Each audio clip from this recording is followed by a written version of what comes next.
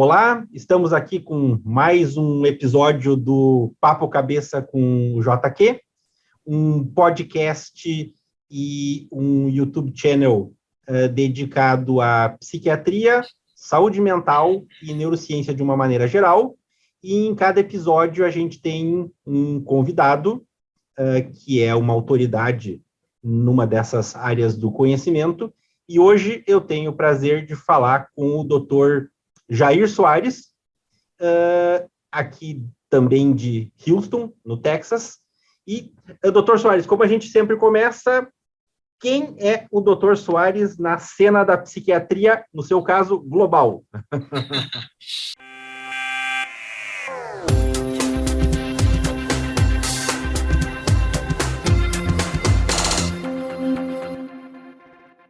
Boa noite, pessoal. Boa noite, JQ.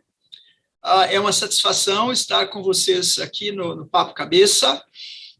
Então, eu sou mineiro, já radicado nos Estados Unidos há muito tempo, fiz minha formação de faculdade de medicina e uma primeira residência em psiquiatria na Universidade de São Paulo, na USP, em São Paulo, e vim para os Estados Unidos, onde eu refiz minha residência em psiquiatria e fiz um fellowship de pesquisa e acabei desenvolvendo uma carreira que se tornou bem frutífera e aonde eu me estabeleci por aqui e acabei não retornando mais ao Brasil profissionalmente. Assim, na verdade, eu retorno profissionalmente com regularidade para participar em eventos, congressos e ver famílias e a minha família e amigos, mas não profissionalmente. Já estou radicado aqui nos Estados Unidos há quase 30 anos. O tempo passa, JQ. Tempo voa. E o seguinte, como é que tu caiu na psiquiatria, assim? Qual foi o trigger? Então, durante a faculdade de medicina, na verdade, quando eu entrei, eu achei que eu fosse ser cirurgião. E no meu primeiro e segundo ano como acadêmico, comecei a acompanhar umas cirurgias com os colegas, né, residentes de cirurgia, e logo descobri que aquilo não era para mim, né? Eu não sentia a vibração e o entusiasmo que eles sentiam de ficar na sala cirúrgica por horas.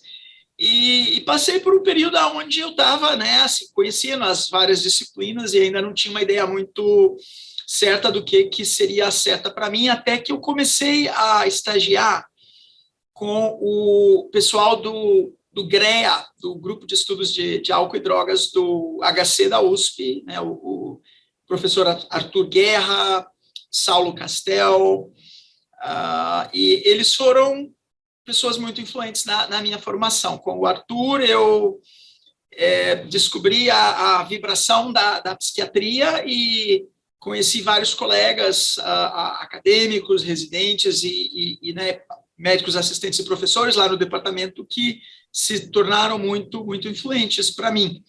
E nisso eu fiz uma iniciação científica com eles e permaneci por toda a faculdade, do terceiro ano até o último ano, trabalhando, né, como estagiário lá no GREA, fazendo parte de pesquisa, ajudando nos atendimentos, de modo que quando eu cheguei no quarto, quinto ano da faculdade, eu já não tinha mais dúvida, eu sabia que psiquiatria era a área certa para mim. Tem a ver com os mistérios do cérebro e do comportamento, é algo que me fascina, eu acho que de muitas formas é a última fronteira, né, da medicina, e eu acho que é uma área que é muito mais interessante do que as outras, onde a gente pode ajudar muita gente. A gente lida com problemas muito difíceis e problemas muito crônicos, mas a ciência está melhorando, os métodos de estudar a fisiopatologia estão melhorando, tratamentos estão melhorando, de modo que eu ainda vibro com o nosso campo, escolheria de novo hoje, se essa escolha, né, fosse para ser feita hoje, mas o tempo passa, eu me formei em 1990, então já, você faz as contas aí, Dioquil, mas já tem um tempinho que a gente está mexendo com isso. Mas aí aquela coisa, tá? Te entendi como é que tu chegou na psiquiatria, mas aí tipo, tu faz todo um treinamento em álcool e drogas, né, durante a tua iniciação científica, e aí tu vai para residência, mas quando tu vem para Pittsburgh, tu vai para Pittsburgh para estudar bipolar. Tá? Então, um professor que foi muito influente na minha carreira, que eu conheci, na verdade, no processo de entrevistar para a residência de psiquiatria em Pittsburgh, o professor Samuel Gershon. E quando eu fui lá entrevistar para a vaga de residente, eu tive a oportunidade de conversar com ele e fiquei muito impressionado. Né? E quando me escolheram, me aceitaram como residente lá, logo no comecinho eu já fui conversar com o Sam Gershon e para ter a orientação dele de como é que eu já me posicionaria, sabendo que a residência seria muito ocupada nos primeiros 2 anos, mas eu já queria, como eu já tinha uma experiência clínica, antes tinha feito uma residência de 2 anos, no Brasil naquela época eram 2 anos obrigatórios e o 3º ano opcional, a residência dos Estados Unidos eram 4 anos, me colocaram num programa já com uma concentração em pesquisa, mas o professor Gershon se tornou meu mentor, a gente escreveu vários papers juntos, eu ia regularmente conversar com ele, e o que ele me sugeriu, porque Pittsburgh tinha uma concentração muito grande de coisas acontecendo, de pessoas muito influentes na área de transtorno bipolar, e naquela época, no começo dos anos 90, tinha pouca coisa acontecendo em relação à bipolaridade, muito menos do que comparado com esquizofrenia ou depressão, e acabou que, pelo fato de, naquele momento, Pittsburgh ter um programa muito forte em relação ao estudo do transtorno bipolar, e não tão forte em relação à drogadição, isso eu acabei me direcionando para coisas que estavam acontecendo lá que eram muito fortes e que acabaram se tornando mais interessantes e mais influentes para mim. Né? É um transtorno muito interessante, uma doença muito interessante que me fascina tentar entender o que acontece no cérebro dos nossos pacientes quando ciclam da mania para a depressão e como é que isso começa. O entendimento ainda é limitado, mas as ferramentas estão melhorando, de modo que, então, acabou que foi uma coisa fortuita, influenciado pelos mentores que eu tinha, e foi uma decisão muito correta, porque acabou que eu gostei mais e se tornou o foco da minha carreira desde então. Uhum. E aí tu fez tu foi para Pittsburgh, mas tu ficou um tempo lá antes de fazer a residência, ou tu foi direto fazer a residência? Então, como eu tinha interesse durante a faculdade em sair do país, e naquela época, através do professor Valentim Gentil, tinha uma ponte boa para ir para o Instituto de Psiquiatria em Londres, vários colegas que fizeram doutorado. Eu acabei me interessando mais por essa via aqui nos Estados Unidos, oportunidade aqui nos Estados Unidos, e vi desde o começo que a melhor maneira seria já refazer a minha residência de cara. Né? Então, foi isso que eu fiz. Eu estava, na verdade, na metade do meu R3. Eu não teria, eu já sabia que eu tinha passado nos steps, eu estava no processo de aplicação. Mas como tinha vaga de R3 para todo mundo, eu conversei com o pessoal, eles falaram, não, a gente tem vaga, queria que você fizesse mesmo, sabendo que você vai fazer só a metade do R3, que você vai embora no meio, porque aqui o ciclo é diferente, a residência começou em julho, de modo que eu fiz até a metade do meu R3 e já vim para cá para começar imediatamente já como R1 de novo. Então, eu fiz 2 anos e meio de residência em psiquiatria na USP, no HC, e 4 anos em Pittsburgh. Isso seguido de 2 anos de um fellowship, um postdoctoral research fellowship, aprendendo a utilizar as ferramentas de neuroimagem para estudar transtornos psiquiátricos. Isso foi na Yale. E de modo que, quando a gente terminou, a gente estava bem treinadinho. 2 anos e meio, mais 4. Minha mãe achava que eu nunca ia arrumar um emprego, que eu ia ficar estudando para o resto da vida.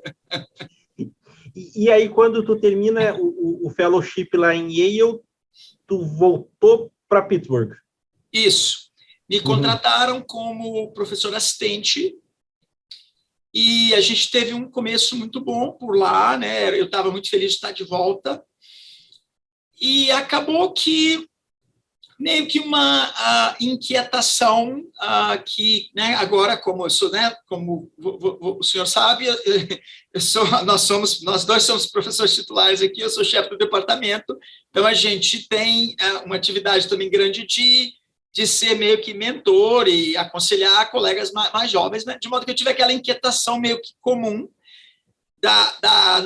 nas etapas mais iniciais da carreira, onde me ofereceram um emprego no Texas, o professor Charlie Baldwin.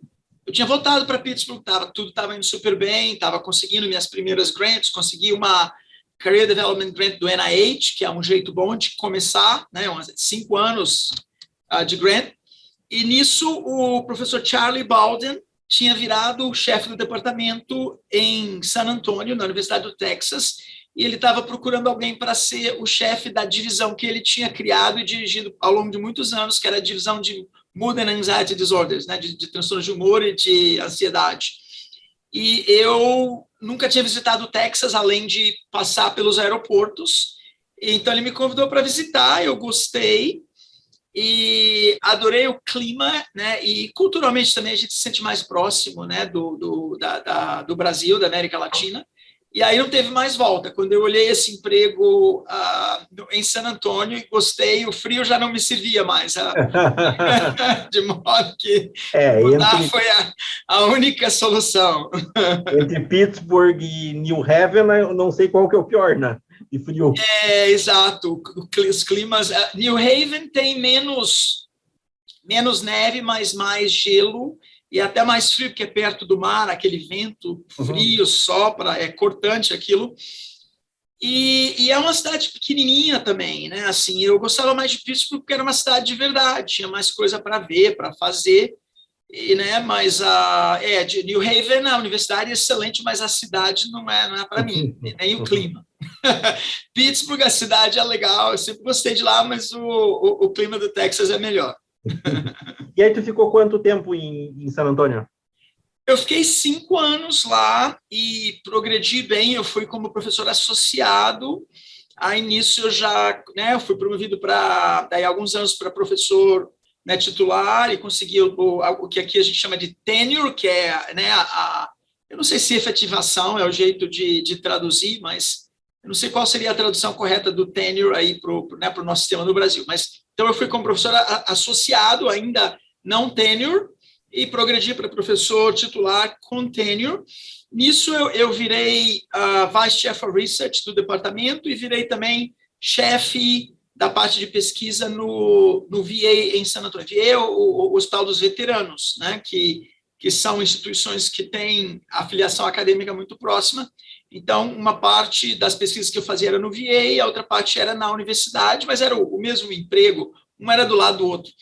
Foi um período muito bom, de muita produtividade, onde a gente estava com vários, inclusive vários alunos do Brasil, do mundo inteiro, que a gente orientava, e isso foi muito legal, né? Foi um período muito bom.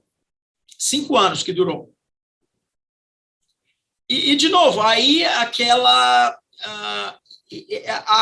a mudança que né, a gente vai vivendo e aprendendo, e se acaba vendo que a grama não é sempre mais verde do outro lado da cerca, né?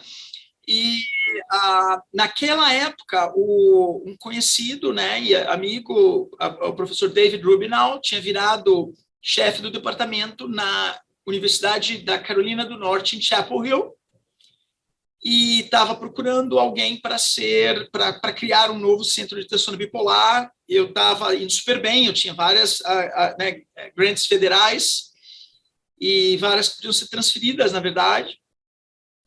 E acabei aceitando um emprego, apesar das coisas estarem muito bem em San Antônio. O que aconteceu? O professor Baldwin tinha decidido não ser mais chefe do departamento, veio uma outra pessoa, que, de novo, né, assim, nada de errado com a nova pessoa, mas acaba que a lealdade da gente é mais com a pessoa que, pessoa. Não é que está montando o time, que recruta e tal. Quando eu mudo técnico, eu fiquei meio que me sentindo meio que um agente livre, né? E o emprego fazia sentido, né? E nisso eu fui, mas a mudança não durou muito. Eu fiquei lá só 2 anos e meio. E, para ser sincero, me arrependi desde o começo. E eu não tem comparação. Eu gosto mais aqui do Texas, né? E por questões familiares também, né? Eu acabei numa situação onde eu tinha filhos pequenos do meu primeiro casamento que ficaram em San Antônio e eu vinha uma vez por mês, mantinha um apartamento por lá e era complicado, não tinha voo direto, né? E o que eu aprendi também dessa outra mudança é que College Town não é para mim. Chapel Hill, de novo, assim, tem gente que adora, não vai morar em lugar nenhum mais, mas uma cidade pequenininha, uma cidade universitária, né? Nesse ponto de vista, parecido com o que eu vi em New Haven, né? Onde era a Yale, com a diferença que o clima lá é melhor, o clima lá é bem mais hospitaleiro do que em Connecticut. Mas acabou que, né, em breve eu vi que aquilo não era muito para mim e tinha vontade de voltar para o Texas e estava longe, né, dos filhos, estava uma situação mais complicada. E nisso, então, o departamento aqui em Houston estava, né, na Universidade do Texas, estava procurando um novo chefe do departamento, né? E então isso funcionou perfeito para mim, foi na época certa. Eu estou aqui já há 13 anos, né? Mas vivendo e aprendendo a mudança que, se eu pudesse, eu, né, puxaria e não iria, é a mudança para a Carolina do Norte. Mas, né, se você perguntar para pessoas que me conheciam, então, que me conheceram depois, dizem que eu aprendi bastante.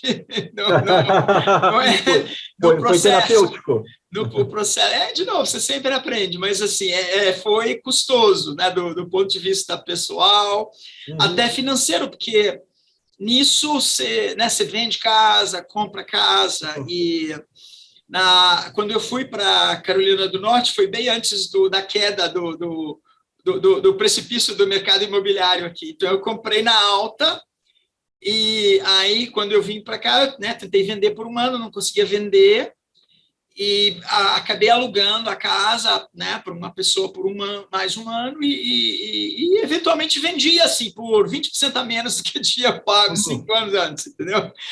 Mas, de novo, isso é coisa, tem vezes que sobe, tem vezes que desce, e aí você acaba comprando, né? Se eu vendi na baixa, também eu comprei na baixa quando mudei para cá. Então, isso não dá para reclamar, mas esse foi o que eu falo para as pessoas hoje, isso é muito sincero. Eu acho que esse modelo, assim, que às vezes a gente aprende de que você muda aqui, vai ali, vai aqui, que aqui parece melhor e compara.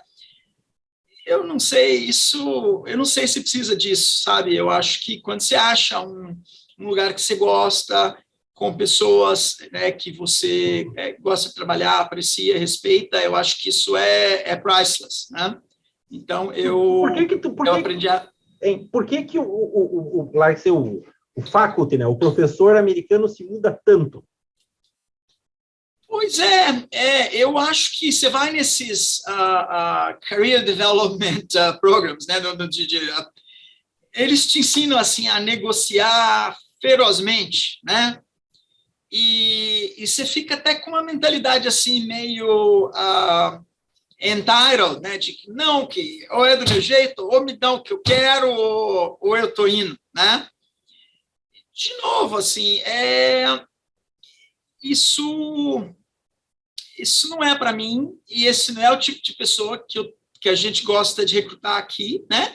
Eu entendo, é importante a gente negociar, mas, assim, procurar situações onde sejam, né, um benefício para as duas partes, porque uma negociação muito agressiva, eu não sei se te leva aonde você quer, e eu não sei se também esse é o ambiente que, a longo prazo, vai ser o ambiente, né, pelo menos para mim, né, para o meu Eu acho que, tipo assim, se a gente olhar, né, fora de área acadêmica, o pessoal que trabalha em indústria é um ambiente muito... eu estava, né, hoje mesmo, se você olhar nas notícias, tem uma companhia que era uma startup que está... Tem todo um movimento aqui nos Estados Unidos, eu imagino que no Brasil isso, né, deva estar chegando também, mas como tem uma carência muito grande de saúde mental, tem umas companhias de tecnologia que estão se posicionando, elas desenvolvem, né, geralmente um software, e é tudo via telemedicina, mas também com screening, que envolve, às vezes, assistentes sociais, terapeutas, sabe, e muito agressivos e super bem bancados por capital, né, capital de investimento. Mas então, a notícia que eu estava lendo hoje é que um carinha que montou uma dessas companhias, um cara novo, deve ter uns 30 e poucos anos, a companhia dele agora estão dizendo que vale 2 bilhões de dólares, né? E o que aconteceu? Ele foi demitido hoje. De novo, ele ainda né, não dá para chorar por ele, porque ele deve ser dono de uma parte boa da companhia, mas não vai ser mais CEO. Tiraram ele da companhia porque acharam que não é a pessoa certa para gerenciar.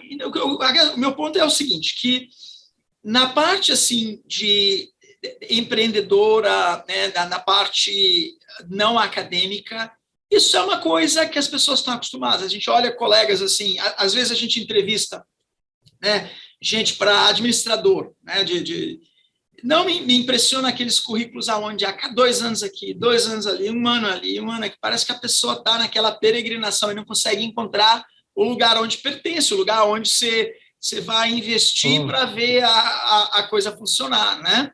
É mais comum em outras áreas, é menos comum na parte acadêmica. Aqui nos Estados Unidos, com certeza, muito mais comum do que aí. Eu acho que parte é cultural, mas tem a ver também com o exemplo. Mas eu acho, quando eu converso com pessoas, né, eu falo, olha, né, claro, se você está num lugar onde, né, você não respeita o teu chefe, você não deve, para que você não vai querer trabalhar para alguém que você não respeita, não é?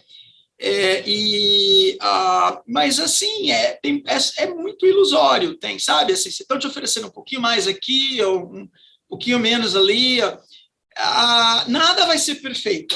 Vai que a garagem é um pouquinho mais perto, vai que o teu escritório vai ter uma janela um pouquinho mais bonitinha. Tudo tem, né, pluses e assim, né, vantagens e desvantagens. Mas o que eu acredito mais, isso vem com a experiência, você encontra um lugar que você gosta e um plano que você acredita, com gente que você valoriza e aprecia, as coisas acontecem, né? Mas aqui tem essa cultura de que, né, para conseguir um aumento, uma promoção, você tem que arrumar um emprego em outro lugar. Isso não é por aí. Na verdade, você sabe, a gente tenta, né, moldar e criar um ambiente aqui que não favoreça isso, porque, né, se é isso que você modela e se é isso que você favorece, depois não dá para reclamar de que esse é o time que você tem, é o ambiente que você tem. Eu digo para as pessoas, não dá para, se você está tentando montar um exército para ganhar a guerra, não pode ser com um time de mercenário, né? Não. O time de mercenário, quando a coisa fica preta, eles fogem, né? Ou o dinheiro começa a acabar. O que a gente, né, claro, né, a gente acredita em valorizar as pessoas, em recompensar apropriadamente, recompensar esforço, produtividade, isso tudo é muito importante, mas eu acho que isso vem, né, você vê aqui na nossa instituição, vem de cima, vem dos nossos chefes, mas é uma cultura que valoriza sabe, o comprometimento. Eu acho que isso é muito importante. Roma não foi construída em um dia. Se você me perguntar o que eu aprendi na principal lição de 13 anos de chefe do departamento aqui, eu vou te falar que Roma não foi construída em um dia, né? Olá!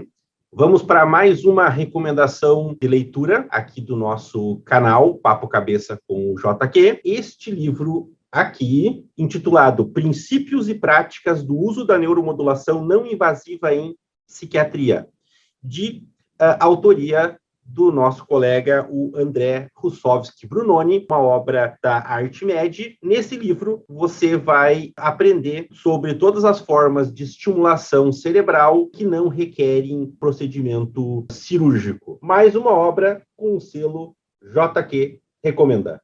Mas eu vim para cá porque eu vi possibilidades, né, muito boas de crescer e de construir algo único, de montar um time, de ter as condições, a infraestrutura, e a coisa está se materializando, mas em grande parte é porque a gente tem um comprometimento. A gente está aqui e as pessoas sabem disso, né? Se o meu chefe tivesse procurando emprego todo ano, como, né, vários estão, eu não estaria comprometido. E se eu estivesse fazendo isso, você e outros não estariam comprometidos também. Né? Vem, porque, exemplo olha, qualquer, né? Eu acho que a gente tem que dar o que a gente está esperando também, né? Seja, o que a gente exemplo vem de cima. Mas eu acho que é uma cultura baseada em colegialidade, respeito, talento, produtividade, né? E valorizando gente que vê algo aqui que não pode ser só, né, um salário bom e uma mala de dinheiro. Tem que ser, né, as pessoas que a gente quer têm que ver aqui algo que elas consideram especial, algo que é mais do que uma mala de dinheiro, né? Porque a mala de dinheiro você vem, você gasta, e aí você já está, lá você vai de novo. Né? Vai procurar outra mala. Mas nesse sentido, assim, nesses 13 anos, assim, o departamento teve um salto de tamanho, né? Tipo, por exemplo, assim, o último acontecimento foi esse hospital novo, assim. Assim, como é que tem sido esse processo de saúde mental?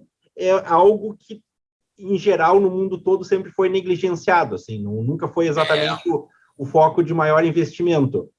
E, lá, assim, contra a tendência, tu tem conseguido dobrar, não, é mais do que dobrar, triplicar ou quadruplicar de tamanho um departamento de psiquiatria e de 250 e poucos leitos para quase 500.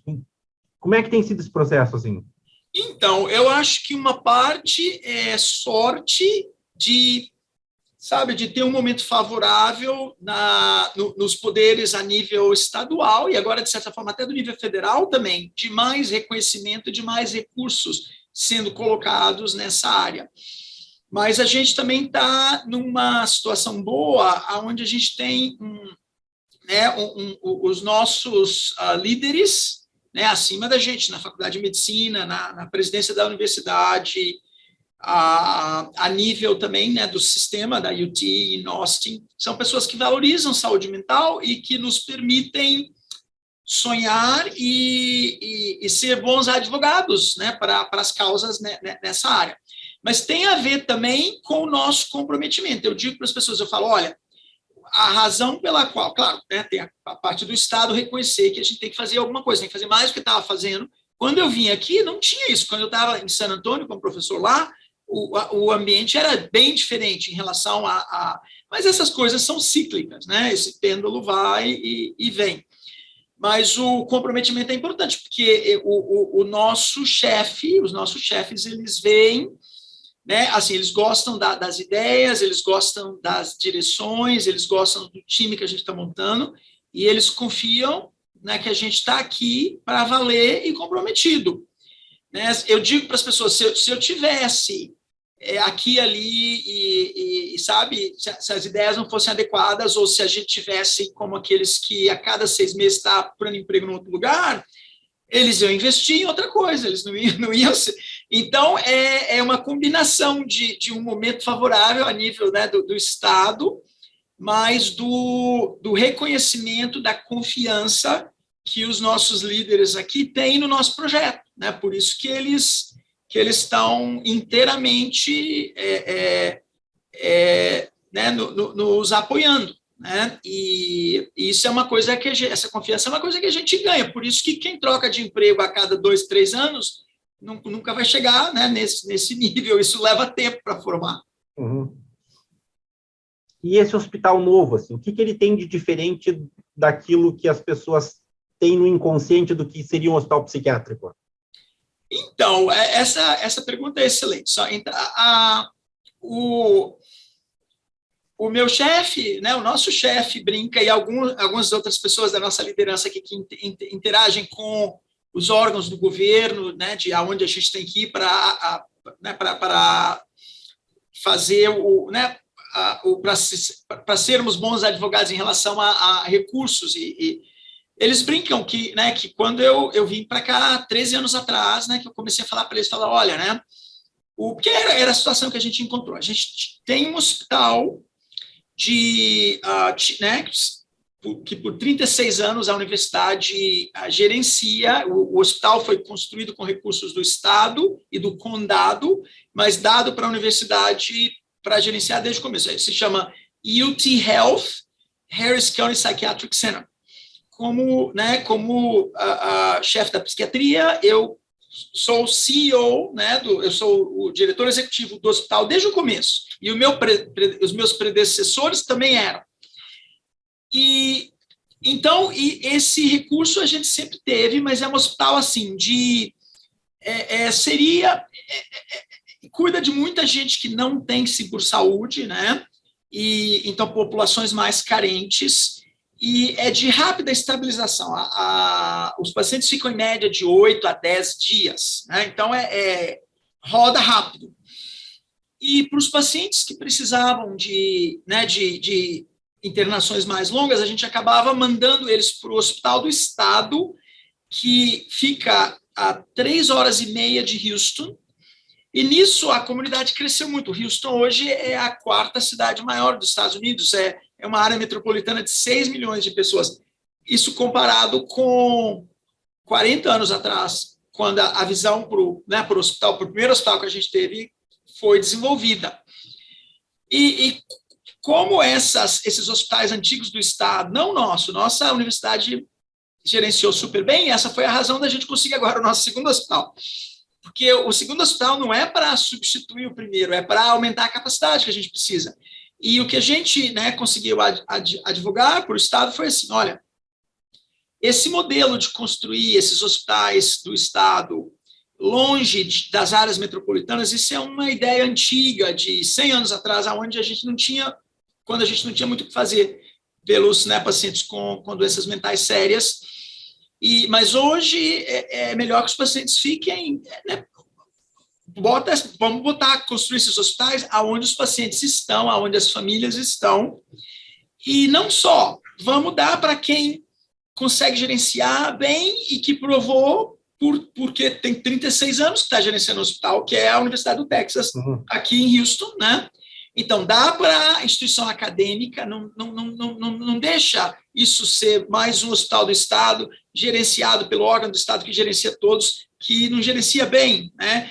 Se fosse essa visão, daqui a 10 anos vai estar como mais um hospital do Estado mal gerenciado e não desenvolvendo para o que podia, né? E, além disso, né, você coloca esses hospitais em zonas rurais, aonde ninguém quer morar a longo prazo. Então, você consegue médicos recém-formados, enfermeiros recém-formados, que, quando tem um pouquinho mais de experiência, eles vão querer vir trabalhar aqui em Houston, vão para San Antonio, Austin, Dallas, não vão querer morar no meio do nada. Mas essa foi a visão. Falou, olha, né, então dá para a universidade, que a gente gerencia o que tem bem, né, e é uma gestão responsável, e aonde a gente, né, traz muito mais coisa, treina um monte de gente, faz pesquisa, né, pesquisa de ponta, com todas essas colaborações que a gente tem aqui no Texas Medical Center. A gente tem né, Baylor College of Medicine do outro lado da rua, MD Anderson do outro lado da rua, Rice University, University of Houston, vários hospitais grandes privados. Então, tem a comunidade médica que é muito vibrante. Mas esse foi o que os legisladores adoraram. Ao invés de de dar os recursos para reconstruir esses hospitais no meio do nada, que caem aos pedaços em 10, 15 anos, né, a gente falou, olha, vamos construir o hospital do estado do futuro. Vamos colocar onde os pacientes e as famílias estão, no coração do Texas Medical Center, para a gente, né, ter a vantagem das colaborações, das pesquisas, aonde a gente treina pessoas, aonde as pessoas querem morar, a gente atrai gente, né, de muitos lugares do mundo inteiro que quer vir trabalhar aqui, morar aqui. E além do mais, isso eles gostaram também, vamos criar um modelo mais híbrido. Isso não é um hospital tradicional do Estado, onde o Estado, né, sustenta inteiramente. Vai ter um componente do hospital que é para os pacientes que não têm seguro, pacientes carentes que precisam de ser vistos. Mas vamos reservar, né, um componente de quase 100 leitos, né, que são para pacientes com seguro, pacientes com recurso, né? E, então, esse híbrido, onde o Estado banca uma parte para os que não têm recurso, mas a gente tem que ser empreendedor e captar os recursos e as oportunidades e competir com... Eles adoraram, né? Os legisladores adoraram essa visão e nos deram os recursos para o Hospital Novo. O Hospital Novo é de 264 leitos, são 11 unidades, cada unidade de 24 leitos, e é muito bonito. Eu convido os colegas passando por Houston, venham, que vai ser um prazer mostrar para vocês. E é bem moderno, e o processo foi muito bacana também, porque era do drawing board, né, começou a gente encontrando com os arquitetos, o time da liderança clínica, para discutir né, o que a gente gostava e não gostava do hospital que a gente já tinha, e nisso a gente visitou alguns hospitais mais modernos, construídos em outras partes do país, e participamos de todas as etapas de desenvolver o plano com os arquitetos, né? E aí veio a coisa começar. Então, tem muita luz, né? Você não vai ver tanta luz assim, luz literalmente, luz que vem das janelas, comparado com o nosso hospital mais antigo, né, que tem umas partes mais escuras. Esse hospital, o conceito era muito importante de que, né, como parte assim, das coisas que facilitam a recuperação, um ambiente físico de muita luz, que isso nos ajudaria. E literalmente do lado do hospital que a gente já tem, que é uma continuação tem o hospital que é mais assim agudo, aonde muitos pacientes vêm contra a vontade, né, com uma ordem legal de que eles, né, de que eles têm que ser avaliados. Bem na crise. Bem na crise. E desse transicionando para níveis seguintes de cuidado, né? Para o Hospital Novo, o Estado precisa de, né, unidades forenses, não forense assim, para quem fez coisa muito, muito séria, mas que o paciente psiquiátrico que acaba não recebendo o cuidado que precisa, eventualmente vai ter, né, crimes, coisas leves que fazem, que acaba sendo, né, sendo preso. E não é onde o paciente, né, precisa de estar, e não é o melhor lugar para receber o cuidado psiquiátrico. E muitos, na verdade, são julgados. A corte, como a pessoa não entende o que está acontecendo, não entende o que fez, a corte vai julgar que a pessoa não está em condição de ir no processo, né, do julgamento, da trial, né, que aqui é sempre com o júri, né, diferente daí do Brasil, onde muito é só o juiz. Então, o paciente, essas unidades forenses que a gente está fazendo, né, já tem uma no hospital que a gente já tinha, agora vão ter 4 no hospital, 4 das 11 vão ser do que a gente fala de competency restoration, para restaurar a competência para poder, então, trabalhar como advogado da pessoa para ir para o processo da trial e ter uma determinação judicial do que é que vai acontecer com aquela pessoa em relação à infração que a pessoa cometeu, né? Então, uma parte é essa, e que é o Estado, né, precisa. Então, isso vai ser um recurso para o Estado inteiro, pacientes vão vir, né, de outras partes do Estado para esse componente. E nisso a gente tem umas unidades mais gerais, né, que vão servir a nossa comunidade. É necessário, né, as filas para internação são grandes com o crescimento que a comunidade teve. Mas vamos ter 4 unidades que são para pacientes privados, né? Assim, e quando eu digo privado, seguro-saúde incluído. E uma que eu sei que você está bem empolgado, que é, né, da tua área, do TRD. Então, nós vamos ter uma unidade de 24 leitos para Treatment-Resistant Depression. Essencialmente, são os pacientes mais severos, onde tudo já foi tentado. A gente gostaria que eles viessem para cá para avaliações, e se precisar de internar, tem essa unidade para internar, mas a gente está construindo, assim, um cardápio de todo tipo de alternativa a experimental, né, a inspiração é o MD Anderson. O MD Anderson tem isso para o câncer, a gente quer construir isso para mood disorders, primeiro, né, para o transtorno de humor, primeiramente, e depois pode expandir para outras coisas. Né, em relação a outras áreas. Vamos ter o Hospital Novo vai ter uma outra unidade de Child and Adolescent, né, psiquiatria infantil, uma unidade de psiquiatria geriátrica e uma unidade mais geral, assim, para adultos, que além do Treatment-Resistant Depression, né? Mas é um momento muito bom para nós aqui, o time está crescendo, o ambiente físico com esse novo hospital, as instalações que a gente tem são excelentes, né? Como você sabe, a gente está tentando, não temos ainda, mas estamos querendo os recursos para colocar uma ressonância nova de 3 Tesla de pesquisa no nosso hospital. Já tem o espaço, né? Precisamos agora dos recursos para construir essa parte de neuroimagem lá também com a nossa própria ressonância. Vamos ver, eu estou bem otimista que nós vamos conseguir essa parte também. Tu não acha que, tipo assim, do ponto de vista simbólico, construir um hospital psiquiátrico moderno, inovador como esse, no coração do Texas Medical Center, que é o maior centro médico do mundo, a mensagem é que a psiquiatria está no mesmo nível de todas as outras áreas da medicina, né? É verdade, né? Não, isso é muito gratificante, né? E eu acho que esse é a única maneira da gente conseguir avançar e de conseguir progressos mais efetivos, né, em relação ao diagnóstico e tratamento desses pacientes, né? E até para o paciente, né? O meu hospital está lá no mesmo bairro que está o Hospital do Câncer, que está o Hospital Ortopédico, que está o Hospital do Coração. Exatamente. A psiquiatria não pode viver mais isolada. A gente tem que estar, né, como parte integral do time médico e das ciências da saúde e acolhendo essas oportunidades de colaboração, sem dúvida alguma.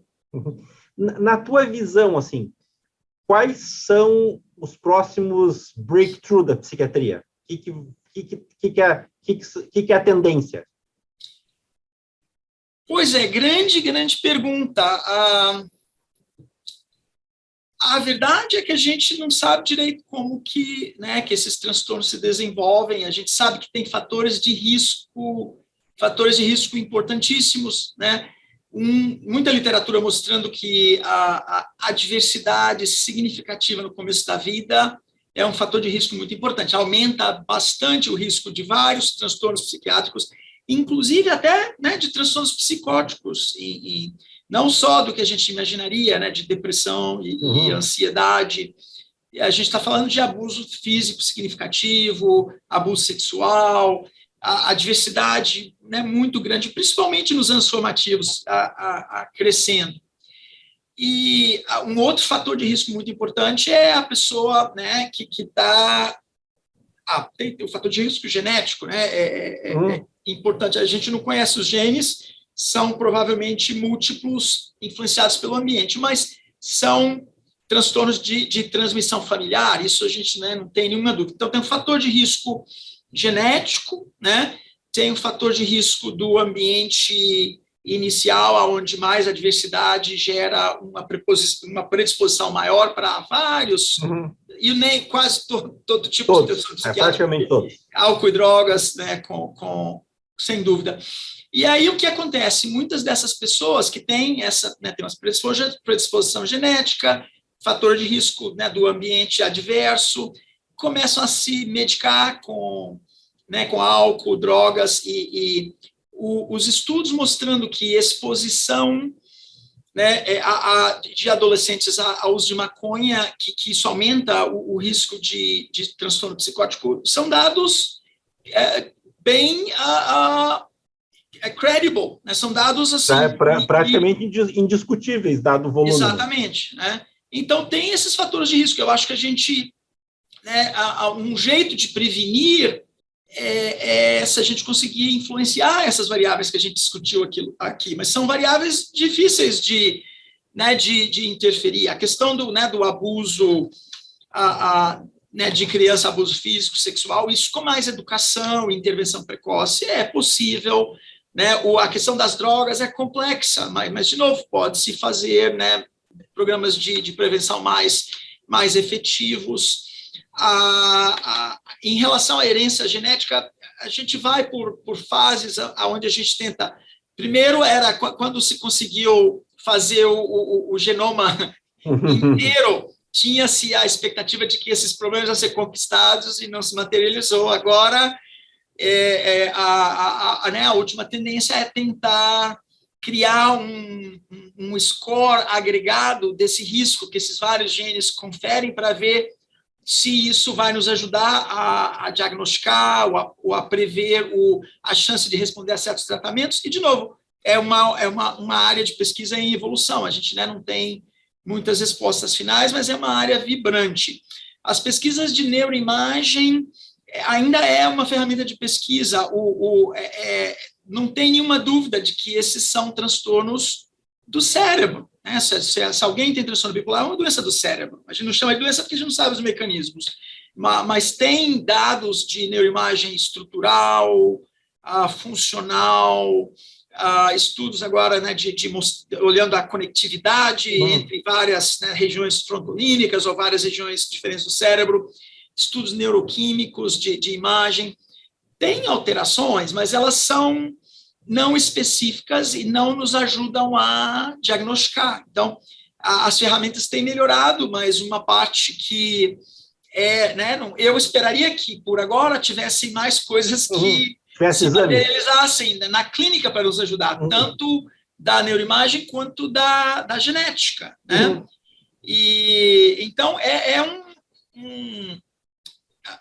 um desafio, o cérebro é um desafio muito importante. E nas nossas mãos, na psiquiatria, mais do que na neurologia, porque na neurologia a gente está falando de transtornos onde as lesões e o acometimento é mais drástico, né? Tipo demência, ou epilepsia, ou AVC, comparado com as doenças psiquiátricas, onde, de maneira geral, não é a respeito do hardware, mas do software, né? Não está funcionando direito.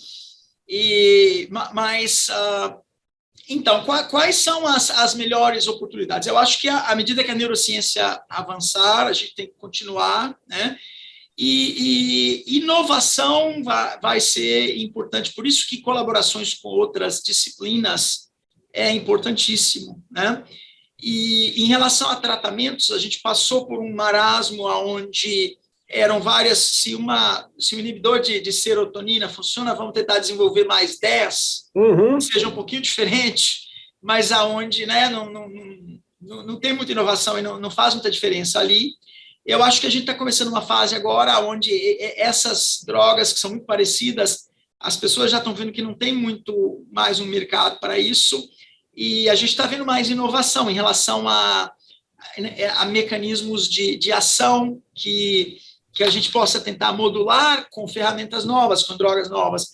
A parte da neuromodulação invasiva, né, que a gente faz o nosso estudo da estimulação cerebral profunda, mas também não invasiva, com outras modalidades, né? Eu acho que isso é uma área que me dá, né, esperança. Mas é uma área difícil, é muito mais esperança do que coisas concretas, apesar de um investimento considerável.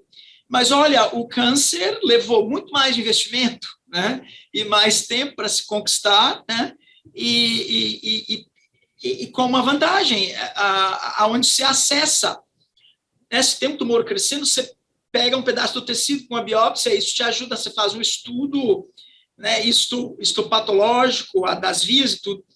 O cérebro, para as doenças que a gente trata, a gente não tem esse tipo de facilidade. Tirar um pedaço pode fazer falta. Né? Se a pessoa tem um tumor no cérebro, né, é geralmente justificável fazer uma cirurgia. Na verdade, às vezes até uma biópsia vai ser necessária inicialmente, mas uma cirurgia para tirar, e nisso você tem o tecido para estudar, né? Mas nas doenças que a gente trata, é uma caixa preta, a gente não tem acesso, e as ferramentas, né, de se tentar fazer inferências do que está acontecendo no cérebro não são muito boas. Né? Uma é o líquido cefalorraquidiano, o líquor, aonde na neurologia tem usos, né, super justificáveis, aonde vale a pena o desconforto e o risco mínimo da punção para se retirar o líquor. Na psiquiatria, fizemos esses tipos de estudos por várias décadas, não conseguimos encontrar ou medir nada no acrescentou líquor nada, que nos informasse em relação ao diagnóstico. Né? É uma área que está completamente parada, e eu não seria alguém que propor que de repente, se tiver um marcador inteiramente diferente em amostras que já foram coletadas, mas e tem os estudos, né, de marcadores periféricos, aonde se é uma molécula que está vazando do cérebro em função de acometimento, de repente tem-se um racional bom aí para medir, né? Ou se é, por exemplo, numa visão de que tem um nível de inflamação que acomete o corpo, que acomete o cérebro, de repente se justifica, mas não tem nada. Eu não sei se vai ser A vantagem do sangue é que é a coisa mais fácil de implementar. Se tiver um marcador bom e um produto a respeito daquele marcador, em teoria, qualquer posto de saúde, qualquer lugar poderia, né, usar esse marcador. Essa é uma grande vantagem, mas, né, até agora a gente não chegou nem perto de encontrar algo que tivesse esse tipo de utilidade. Uma outra área interessante, tem colegas tentando ressuscitar o velho de guerra EEG, o eletroencefalograma, né? E com vários canais e com a resolução melhor e tudo. Então, tem colegas e até companhias trabalhando nisso, eles tentando ver se eles conseguem encontrar certos padrões de atividade eletroencefalográfica que nos ajudassem a diagnosticar ou a prever o curso do tratamento, né? Com uma visão,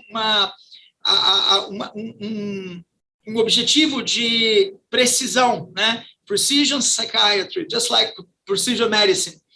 Mas, de novo, é uma visão que me agrada, é uma coisa que inspira, mas, por agora, é mais papo do que cientificamente excitante, mas não aplicável ainda, né?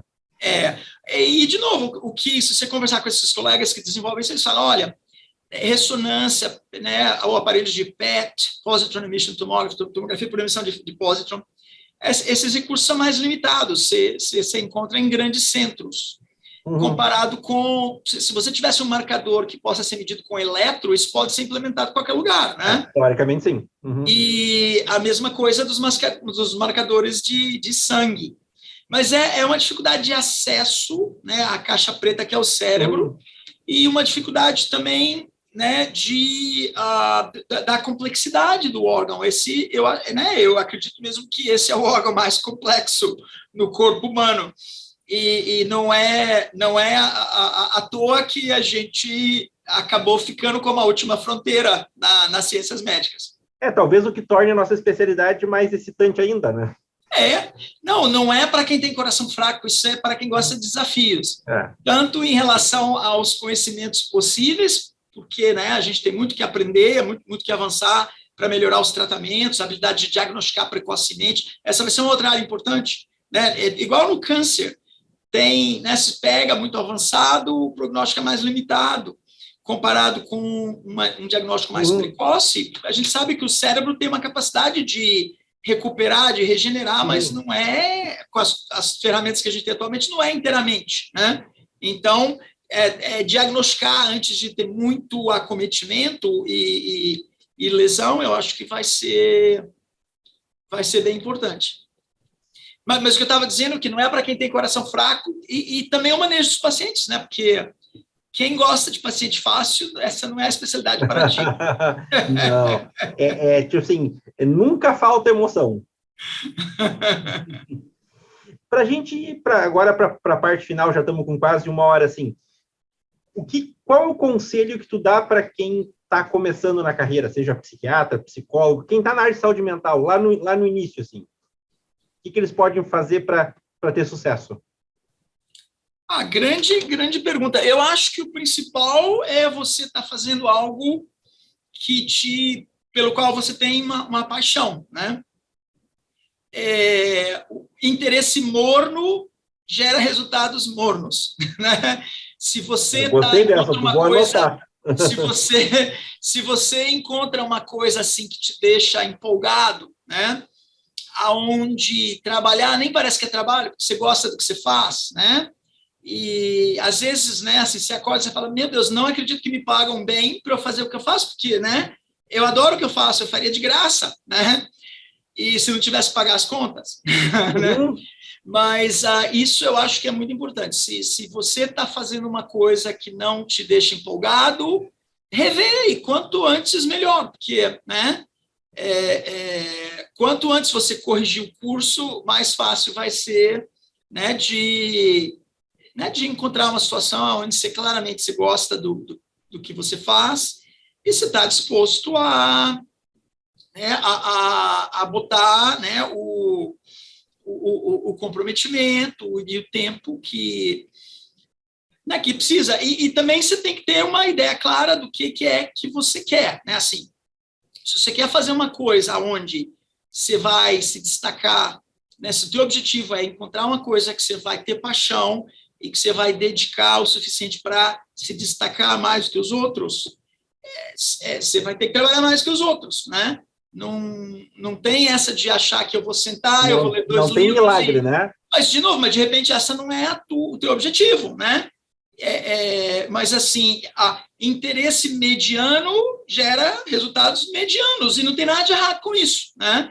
Mas, assim, se o teu objetivo é chegar numa posição de destaque na tua área, você tem que ter paixão pelo que você faz e você tem que estar disposto a fazer os sacrifícios em relação ao esforço que precisa, né? Uhum. Como diria o JQ, você tem que sentar a bunda e tocar. É isso aí. 8, bater ponto às 9 da manhã e bater de volta às 5 da tarde, eu nunca vi levar ninguém longe. Não tem nada de errado com isso, não tem nada de errado com isso, entendeu? Mas é uma assim, opção de vida. Depende, um plano, né, importante e assim, de muito mérito ele fala, olha, para mim, né, esse não sou eu, você já sabe em qual time que eu estou e o J aqui também, mas assim, um outro tipo de plano olha, né, para mim é muito importante ter uma vida muito balanceada, eu quero ter muito tempo para os meus hobbies, né, para passear, né, e então, para mim, eu estou procurando uma coisa que eu possa fazer de 9 às 5, ou de 10 às 5, aonde eu gere um sustento legal e aonde eu me divirta. Não tem, se esse é o plano, não tem nada de errado, e psiquiatria vai te propiciar. Psiquiatria, psicologia, saúde mental tem uma carência muito grande. Um profissional competente que seja bom com os pacientes, que seja dedicado, né? Isso, mas de novo, assim, né? Né? Porque tem o tempo que você bota das horas do dia, mas tem também o teu investimento. Eu posso botar de 9 a 5 com metade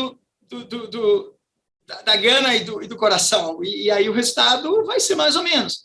Comparado com, eu vou botar de 9 a 5 fazendo uma coisa que eu adoro, e assim, e que não tem nada mais interessante para mim do que tentar entender esse paciente e ajudar esse paciente, entendeu? Nisso, seus resultados vão ser, né, de mais destaque, não tem nenhuma dúvida. Mas não tem segredo, JQ, mas encontra o que você gosta. Uma outra parte que eu não falei é assim, também ambiente propício, né? Que envolve um pouco de sorte, mas a sorte tende a estar mais com quem se posiciona para achar a sorte, né? Isso aí. Se eu fosse alguém começando, fosse lá no escritório do JQ, batesse lá, e aí você não vai me ajudar, e, né, o que você vai fazer para mim? O que você vai me dar, né? O JQ vai me mandar dar 2 voltas no quarteirão, quando eu voltar ele não vai estar mais lá, né? E com toda a razão, né? E então a sorte tem a ver com o posicionamento, ver as oportunidades e investir mesmo, né? Assim, mas de maneira geral, se você é uma pessoa que tem uma atitude boa, isso é importantíssimo, né? Gente com atitude negativa, gente onde nada tá bom, tudo tá sempre errado, o copo tá sempre vazio. Quem que quer? Quem que quer, né? Então, eu acho que tem a ver com a atitude, como que a pessoa se posiciona e o, né, comprometimento. E quanto mais disso você faz, mais sortudo você fica. Uhum. Coincidentemente, né? Doutor Jair Soares, muitíssimo obrigado. Foi excelente conversar contigo e tenho certeza aí que a nossa audiência vai adorar te conhecer melhor. Uma grande satisfação, JQ. Boa noite para todos. Obrigado por nos prestigiar aqui no nosso canal, Papo Cabeça com o JQ. Curta, compartilhe, se inscreva, ative o sininho de notificações, distribua esse conteúdo para os seus colegas. Não deixe de comentar, fazer críticas, sugestões ou perguntas aqui mesmo no YouTube e também nos acompanhe lá no Instagram, @joão.quevedo. Abraço!